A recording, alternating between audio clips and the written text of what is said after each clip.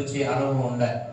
మనకి ఎక్కడైతే బలం లేదో, ఎక్కడైతే మనకు శక్తిహీనులకు ఉన్నామో, ఎక్కడైతే సమస్యలైనటువంటి అనుభవాలు గుండా మన జీవితాలు ప్రయాణం చేస్తున్నాయో, అప్పుడు బలమిచ్చే దేవుడు, బలాభివృద్ధి చేసే దేవుడు మనకున్నాడని విశ్వసించి ప్రభువును వెంబడించడం చాలా ప్రాముఖ్యమైనది. బైబిల్ గ్రంథంలో ఆదికాండంలో దేవుడు యాకోబుతో పలుకుతున్నటువంటి ప్రత్యేకమైన మాటలు ఉన్నాయి. 48వ అధ్యాయము 24వ వచనాన్ని జ్ఞాపకం చేసుకుందాం. పరాక్రమశాలి అయిన వారి హస్తబలం వలన అతని విల్లు బలమైనదగును, ఇశ్రాయేలులకు బండయు మేపిడివాడును ఆయనే.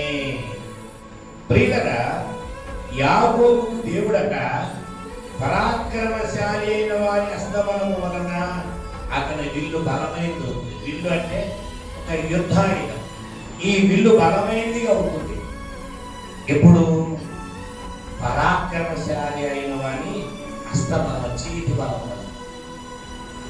అంటే దేవుడు మనకి ఇచ్చినటువంటి అది వ్యాపార సంబంధం కానీ, జీవనాధారమైన, లేక ఇంకా ఆయా రీతులుగా సంబంధించినటువంటి యంత్రాలైన, వ్యాపారమైన దేవుడు మనకి ఇచ్చి ఏదైతే యెహోవా యొక్క పరాక్రమశాలి అయినటువంటి దేవుని యొక్క హస్తబలము వలన మనం చేసే పనిలో దేవుని యొక్క దీవెన, దేవుని యొక్క బలం ఉంటుంది.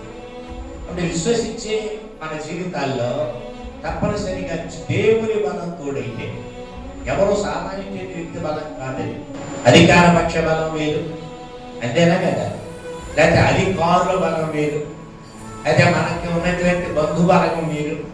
ఏ బలగం? బంధు బలగం వేరు. అట్లాగే ఆర్థిక బలం వేరు, తర్వాత శరీరంలో ఉన్నటువంటి బలం వేరు. ఇన్ని బలాలకి, ఇవన్నీ బలాలే, కానీ ఈ బలాలకి పరాక్రమశాలి వారి అయినటువంటి, పరాక్రమశాలి అయిన దేవుని యొక్క హస్తపు యొక్క బలం, ఆయన చేతి బలం మనకు తోడుగా ఉన్నప్పుడే ఇది కూడా మనకి అది బలహీనంగా ఉన్నా, నేరశీలిన అనుభవాలు ఉన్నా, సొమ్మశీలిపోయినటువంటి అనుభవాలు ఉన్నా బలమైందిగా మన తిరిగి దీవించబడతారు.